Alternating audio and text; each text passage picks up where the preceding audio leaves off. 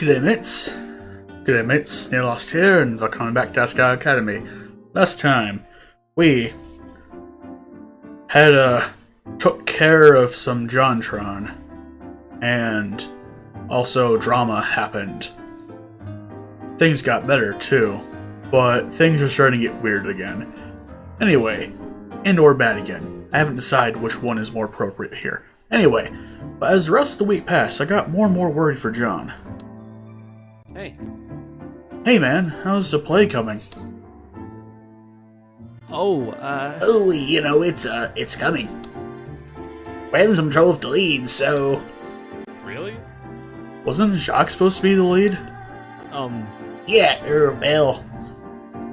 It's more like the side characters. There's a lot to juggle there. I've been busy. Busy was the least of it. John was lethargic, often spacey, and struggled to pay attention in class. More than once, Shane saved him by whispering an answer when Miss Shizuka called on him. That and... Hey. So when should we all get together to talk about the tournament? This time actually talk about it. Last few times we got a little too distracted. But Josh challenged me to a marionette party match. I couldn't let my throne be claimed. Yeah, whatever. You don't even hold the throne anymore. Gerard. Anyways, when works for everyone? We should do it this weekend. Uh-huh. I can do it then. Copacetic. Sounds good to me. Nah, that is very copacetic to hear Satch's voice again. Okay. I got notes from last time. Just you wait. Forgot Nick's voice. Anyway. The ascent passed around the table until it reached John. Well,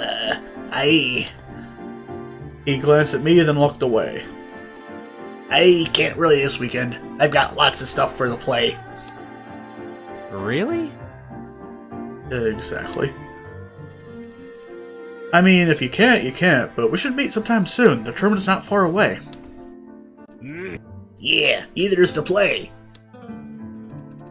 Right, they're on the same weekend, aren't they? That's rough. Take your time then, I guess. We'll figure something out. I'll come over on Friday and we can brainstorm. PBG, sound good? Yeah, thanks, dude.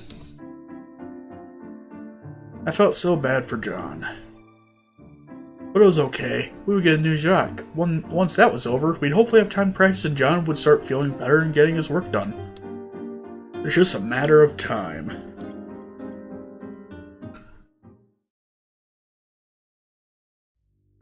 As soon as class was over on Friday, I left Maya behind, sprinting back to the dorm so fast I didn't even have time to check with John about finalizing the plans. I was too excited.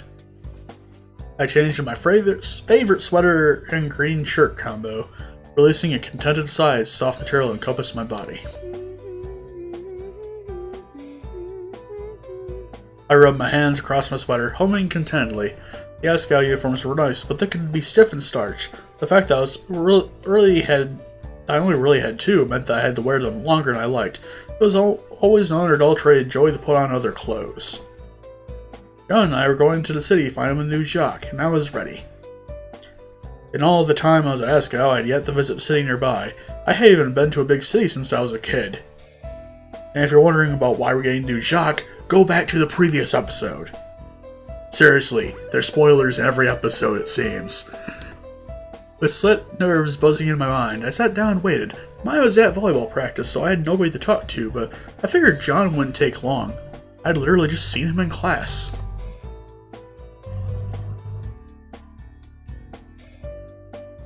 Delayed ellipses. ... Won't be much longer.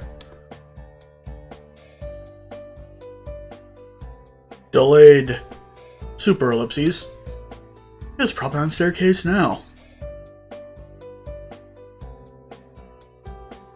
Yet more dots. ...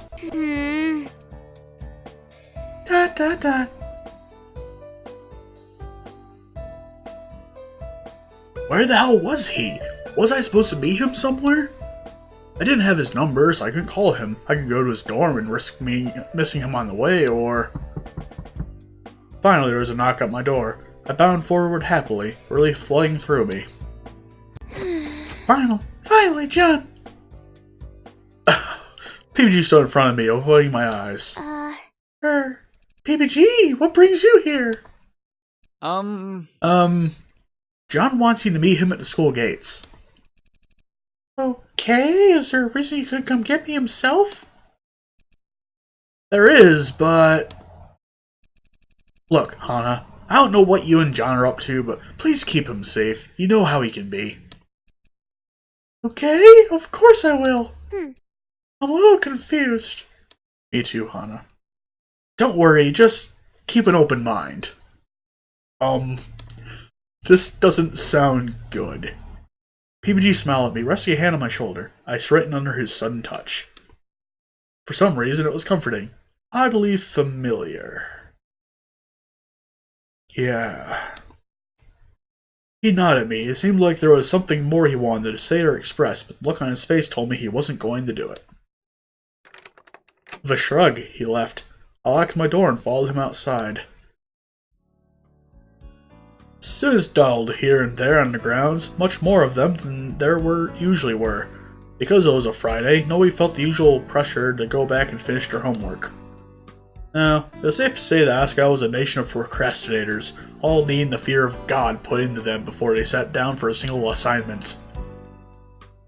I hurried to the school gate, praying John hadn't waited long. But when I got there, he was nowhere to be found. Oh. The heck?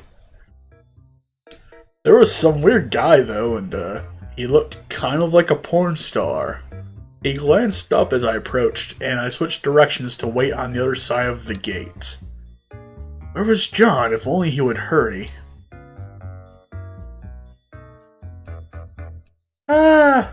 What? He was staring at me. Why was he staring at me? I turned around, peering back into campus. Nobody came. I was starting to get a little scared. Man took a step towards me, then another.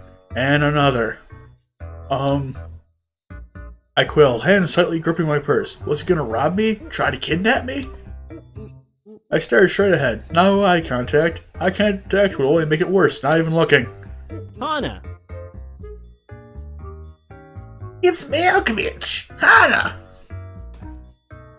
I can't quite do a Malkovich accent, but close enough. I jumped. How do you know my name? The man reached out to touch me and I shrieked. And flung my purse into his head. Ah!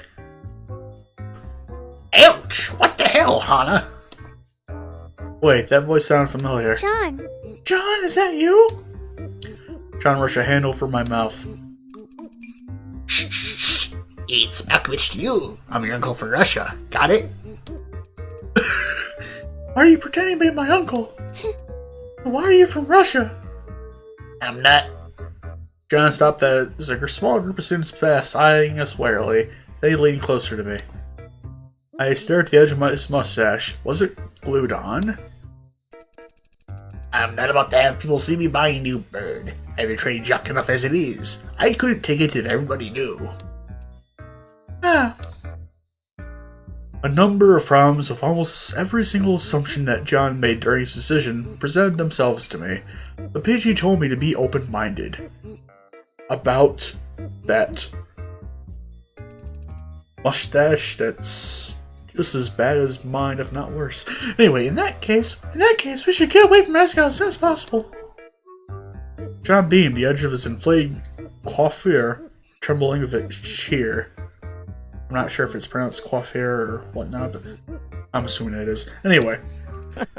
Thanks, Hana. I knew you would understand.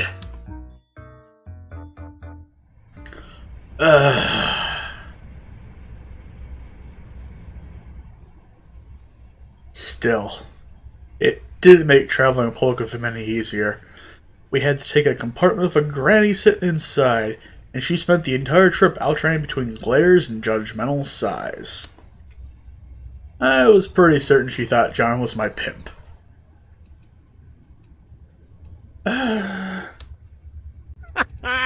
Ooh, my niece. Beautiful country, eh? God damn it, Malkovich. I mean, not John. Oh, the things I put up with over John. Okay, or Malkovich, because that's your name tag. Anyway, thankfully it wasn't much longer until we reached the city. John and I disembarked from the train, watching a smattering of familiar Asagao faces disappear into the subway station. In the city, John wasn't getting stared at nearly as much as he was in the countryside. Eccentric people were the norm, it seemed. We left the subway and emerged onto a busy street, small shops lining the road. Salarymen, middle-aged mothers, old men with dogs, children rollerblading down the road. Everybody strolled past us, caught up in our own business and paying us absolutely no mind. I took a deep breath and smiled at the disgusting, gasoline-tinted air, small scraps of paper littering the ground, the homeless man in the corner of the street with a cardboard sign saying we were all going to hell. I love the city. What? Me too. I can't imagine why a person would live anywhere else. The bigger, the better, in my opinion. There's just always so much going on. I nodded and John glanced quickly around him. Changing words up, sorry. So, let's say we find this pet store and get the ball rolling. Already? Yeah! Yeah, get in, get out. That's how Malkovich does things. And also, also the outline for any porn. Look, we just got here. It's my first time in a city in years, and we don't even know where the pet shop is. And it'd be so much fun to explore, and no one's even gonna know that's you. I latched onto John's sleeve, bouncing up and down like a small child. Please, John, for me. I gave him my best attempt at puppy eyes, reminding myself to practice in the mirror later on. It was a necessary weapon, one worthy of practice. Oh, Do we have to? Yes. John groaned. Fine, but only until we find the pet store, got it? As soon as we see it, we're getting what we came for and going home. Jeez, you're like a mobster. John wielded his mustache and nodded. Away! Jesus. John and I had a great time wandering the city. We stopped off and got smoothies to drink. We looked at the statues and took turns mimicking their poses in front of them. That one guy catcalled me from his car and John went full-on Malkovich on him, screaming at him in that peculiar accent. Yeah! Heck, you're going for Malkovich's niece? Malkovich's niece? Do you know what Malkovich has to do to enter this country? You have no prospect. No! John ran at the car, and a man and his friend sped away with tears in their eyes.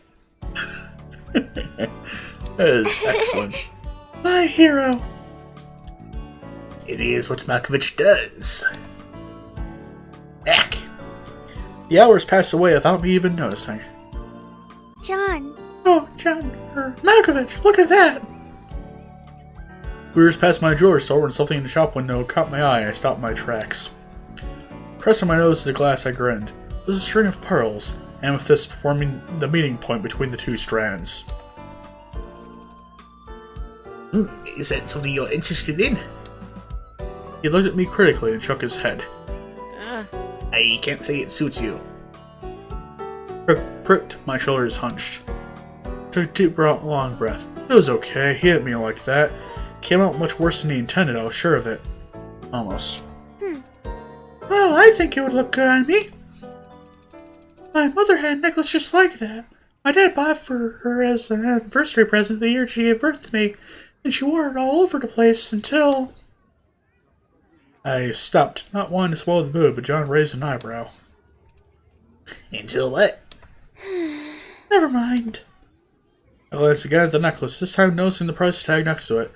A rock fell to the pit of my stomach. Well, it wasn't meant to be. Moved on from the store, and after a second, John followed me.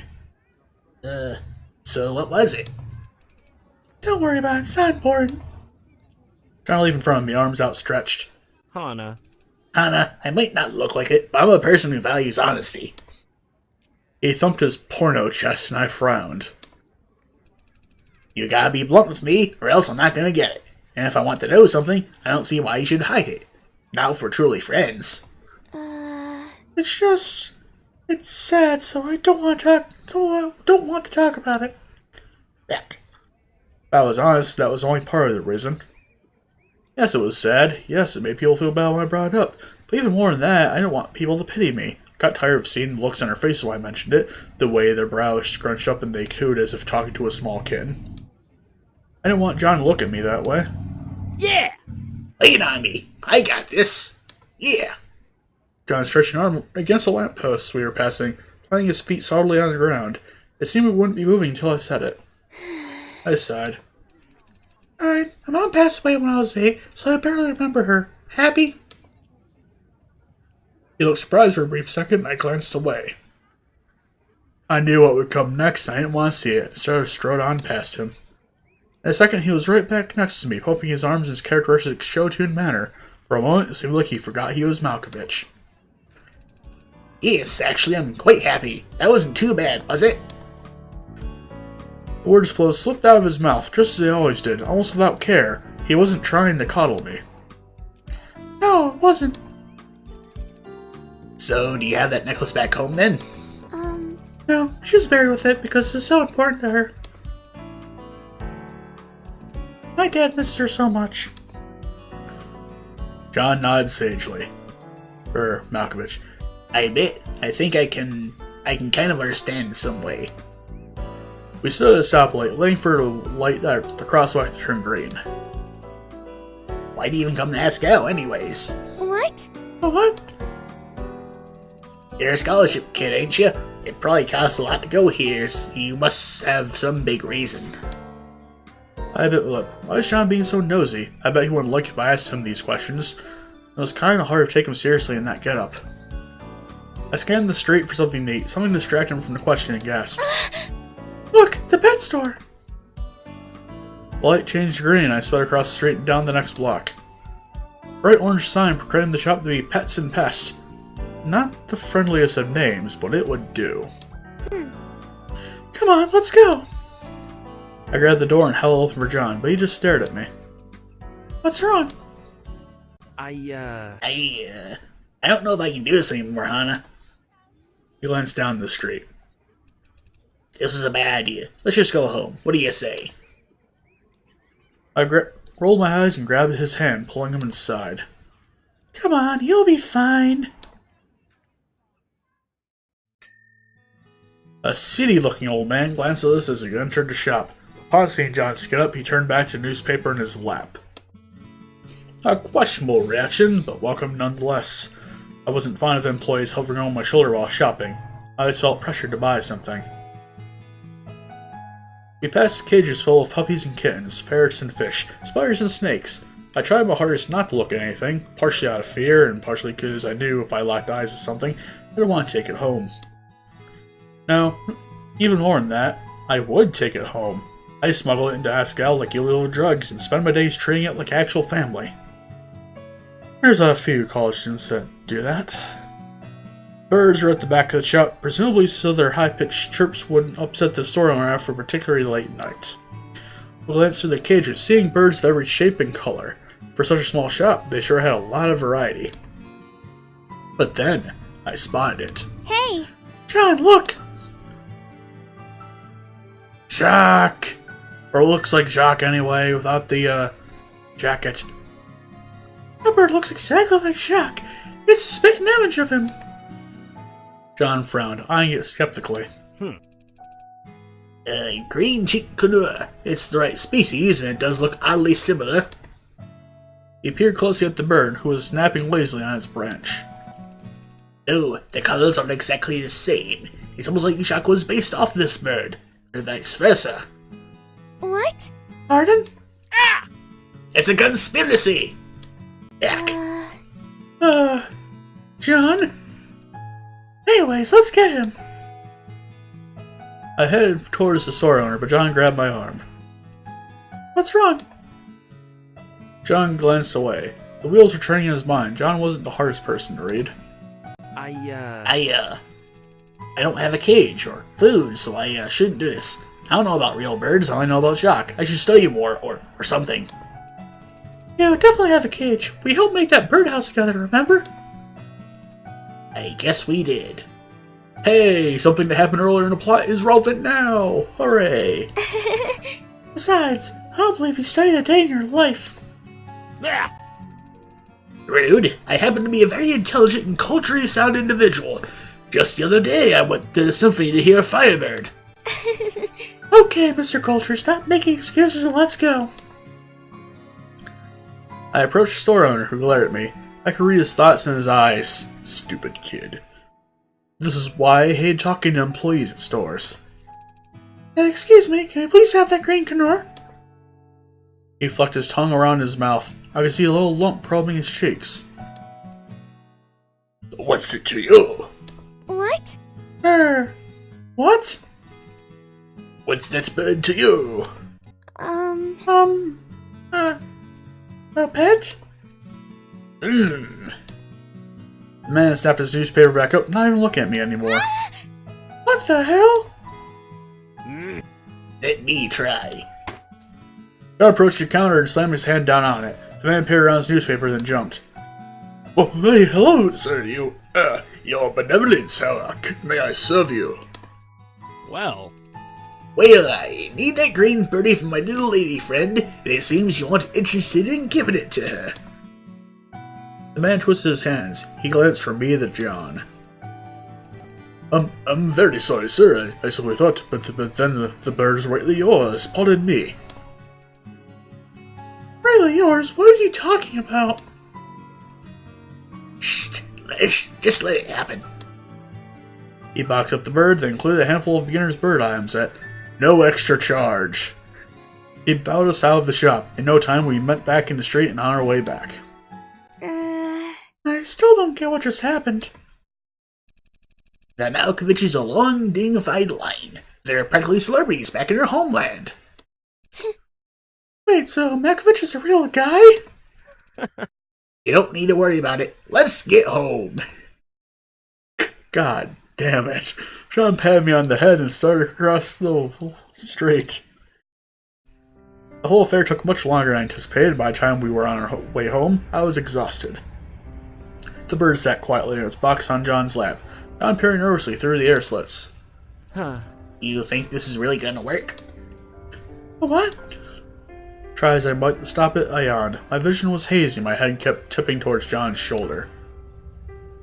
John smiled at me, his question remaining unanswered. After some time, he rolled his eyes and patted the side of my head. I snapped awake. What? If you're gonna sleep on me, just do it. It's bothering me that you haven't made up your mind. I smiled and scooted closer to John and laid my head on his shoulder. He was so warm and Malkovich-y. I almost didn't mind that he was still in that Malkovich getup. Almost. As the train pulled into Higginbona, John shifted nervously. I pulled my head off his shoulder. You, what's going on? We're getting close to Asagao, and I just realized something. PBG was supposed to be meeting up with Gerard tonight in our room. What if he's still there? I'm not going to be able to take this, jock in like this. They'll know something's up. Oh, that's no problem. We can keep him in my dorm room. That's got a kid tonight in another town, and I was supposed to go on late. Really? Are you sure, though? I know you're afraid of birds. I mean, it's only till Gerard leaves, right? What could be the harm in that? The trip across campus was perilous. It took all of our collective ninja skills not to be caught by teachers or other students. Utilizing bushes, postal boxes, trees, and the occasional holding a soccer ball you found on the ground in front of your face trick, we made it to Primrose's house. Just before we entered, I turned to him. Can't you at least take off that disguise now? I think it'll cause you more suspicion the way you are. No. No, it won't. Nobody can tell it's me. Yeah, but I wasn't talking about suspicion for you. With a sigh, I pulled open the door. Malkovich's mind was made up. There was nothing I could do. We climbed the stairs with halting steps. I peered around every corner to ensure nobody was around. New Jacques was surprisingly well behaved considering the amount of travel and jumping to and fro we were putting him through. Either he was still asleep, or he was so chill as to be confused with the dead. I winced as the thought occurred to me. Too soon, huh? Too soon. Seriously. We climbed to the 3rd floor and sprinted to my door. I took out my keys as fast as I could, trying to unlock the door. Anna. Kakasu was suddenly next to me, having made almost no sound in her approach.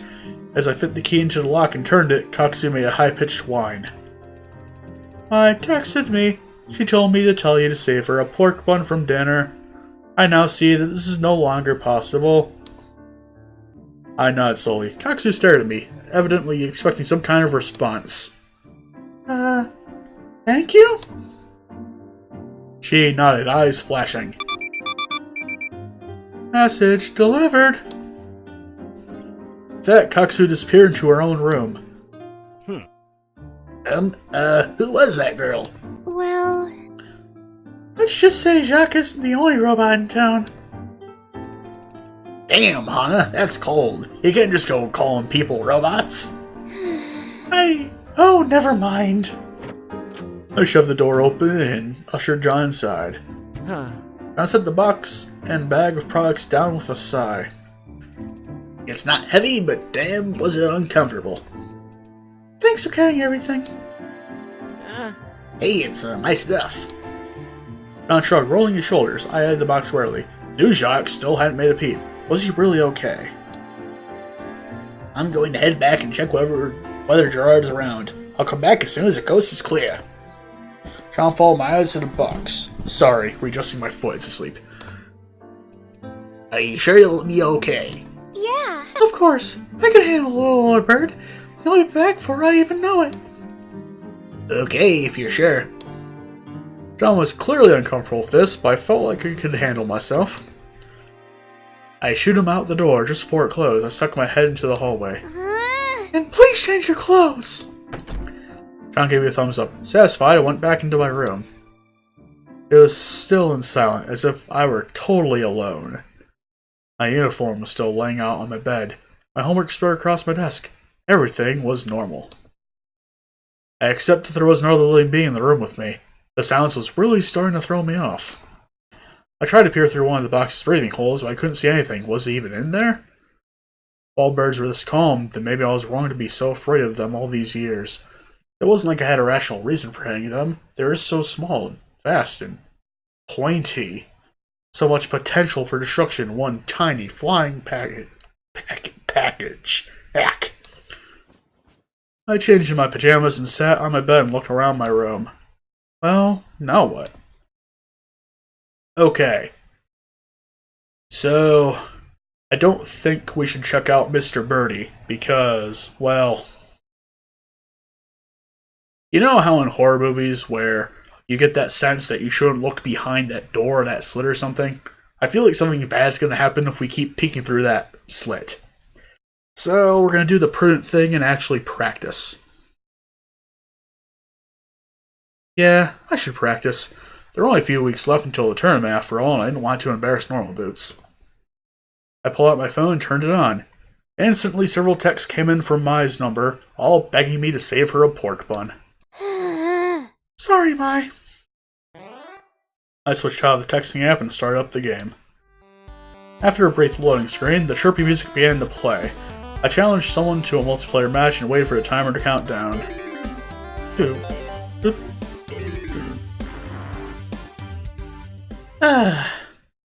Seems like she's not doing it too good.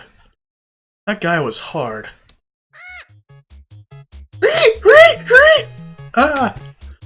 That bird started screaming, bouncing into the box's walls and moving to and fro across my desk. Pencils and books clattered to the floor. The box flew across my desk as if possessed. It grew close to the edge of the desk, almost falling off. Oh god. No! No. It was going to fall off. Not knowing what to do, I reached over and pulled open the lid. No, I think it's just worse. The bird flew out of the box and around the room, a complete blur. It ran to a wall, knocking down my shelf, and then into my bed, and then into a desk. Objects fell across the room as if we were having an earthquake. and the talons flew at me. I covered my face with arms, and it was on me, beating against my skin and tearing through my hair. God damn it! Screaming, I crawled to the door, trying to shake the bird out of my hair. Hey! Hey! Heavy thud came from my door, then I heard him. Anna, what's going on? John! I reached up and pulled the door open. John ran to her room, eyes wide. Oh no! He glanced at me on the floor, then grit his teeth. I didn't see how he did it. I knew it took some skill and effort, judging by his grunts and the way he hopped around the room. Eventually, after several minutes, the clattering stopped. The creaking became muffled. I opened my eyes. The bird was back in the box, and the room was a mess. Papers littered the floor. Books, action figures, pencils, clothes. Everything was flung here and there across the room, and there were fluffs of cotton lining the corners. It took me a few seconds to realize where the cotton came from. When I did, I froze. Yeah, I'm gonna leave you off there for this episode. In case you enjoyed this, be sure to like, comment, and subscribe, and I'll see you all later. Bye-bye.